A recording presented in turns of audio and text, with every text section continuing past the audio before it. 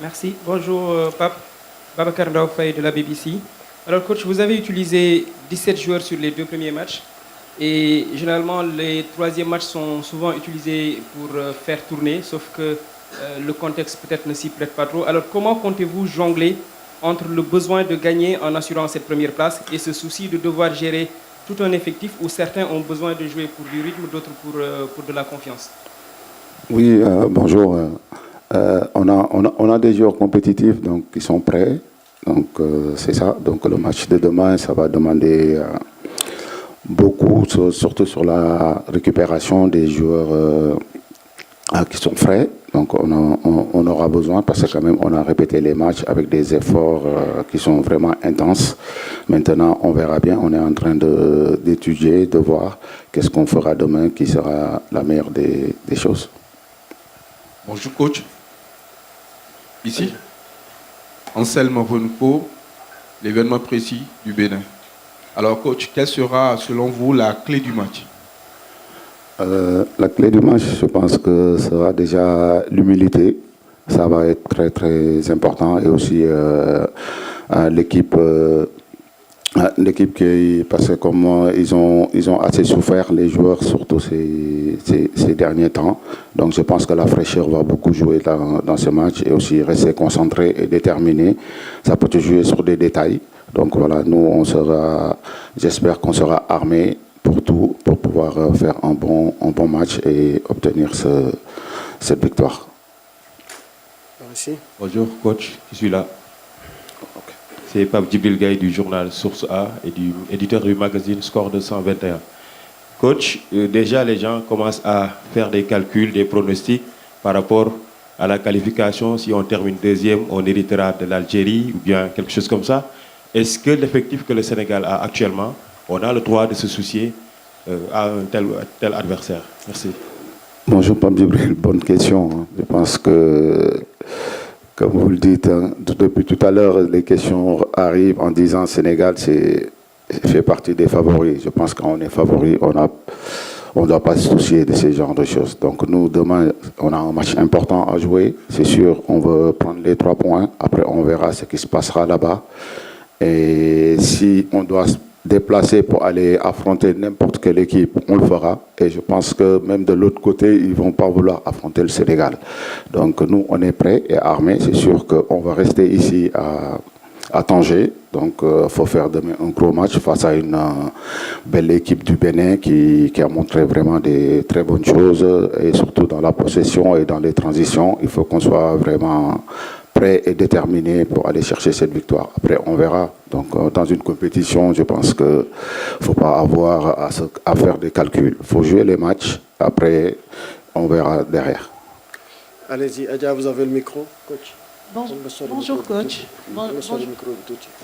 Je suis là. Bonjour coach. Bonjour Moussa.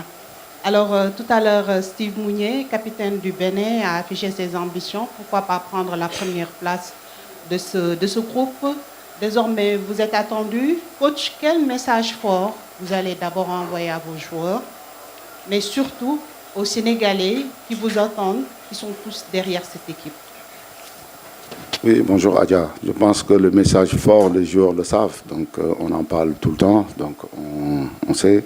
On peut déjà, en premier, c'est prendre match par match. Aujourd'hui, quoi qu'on peut se dire, on est premier du classement. Donc demain, on a un match difficile et qui nous attend. Donc on sait que si on respecte nos plans de jeu et aussi les joueurs au maximum d'eux-mêmes, on a toutes nos chances pour gagner ce match. Mais maintenant, un match n'est jamais gagné d'avance. Et on va rester concentré et pour pouvoir obtenir cette victoire et pouvoir garder la première place du groupe. Question. Là-bas, derrière, Latif. Bonjour coach, Abdelatif Diop au Challenge Sport. Coach, pour être clair, la question est simple. Est-ce qu'on peut s'attendre à une titularisation d'Ibrahim Mbaye demain contre le Bénin? Bonjour Abdelatif. Moi je préférais même, tu me dis, coach, donnez-moi l'équipe qui joue demain. Mais malheureusement, vous êtes obligé d'attendre demain. Ok. Là, derrière, ouais. Au milieu. devant. Leroy, je reviens vers vous après. C'est d'abord lui, ensuite je reviendrai vers vous. Bonjour coach, c'est Hassan Ba, ITV Sénégal. Coach, avant le début de la compétition, les principaux atouts offensifs du Sénégal étaient Iliman Ndiaye et Ismaïla Sarr. Mais depuis le début de la compétition, leurs prestations sont en deçà des attentes. Donc, est-ce que cela n'est pas dû à leur position, du fait qu'ils évoluent à des postes où ils n'ont plus des habitudes, comme Ismaïla à droite et Iliman à meneur de jeu? Oui, bonjour. Iliman à droite, Iliman c'est un joueur intelligent, Ismaïla pareillement, donc je pense qu'ils peuvent jouer dans tous les postes au front de l'attaque. Et aussi, ils ont la liberté de permuter, eux tous. Donc moi, ma ligne d'attaque, ils ont cette liberté, c'est sûr. Mais après, si vous dites que c'est vrai que Ismaïla, on pouvait attendre, si vous dites qu'il n'a pas été à la hauteur, c'est sûr que Ismaïla qu'on connaît ces derniers temps, on ne l'a pas encore vu. Espérons qu'on va le retrouver le plus rapidement possible parce que c'est quelqu'un qui investit dans le collectif, qui se donne à fond. Malheureusement, il n'a pas encore la réussite et nous, on est là pour l'accompagner, pour l'aider avec Iliman. Et espérons que ça peut se débloquer peut-être demain ou dans les autres matchs qui arrivent. Alors, on revient aux joueurs. Ensuite, je reviendrai vers le coach pour les derniers sets de questions. Oui, ici, pour le joueur. Bonjour Moussa, Dias Essam de RFI. Moussa, vous formez la charnière centrale avec Kalidou Koulibaly qui va disputer sa 5e sélection demain. Moi, je voulais savoir personnellement qu'est-ce que cela fait d'évoluer avec un joueur pareil et puis quel regard vous portez sur sa carrière. Avant tout, c'est un honneur de pouvoir jouer à ses côtés, aux côtés de...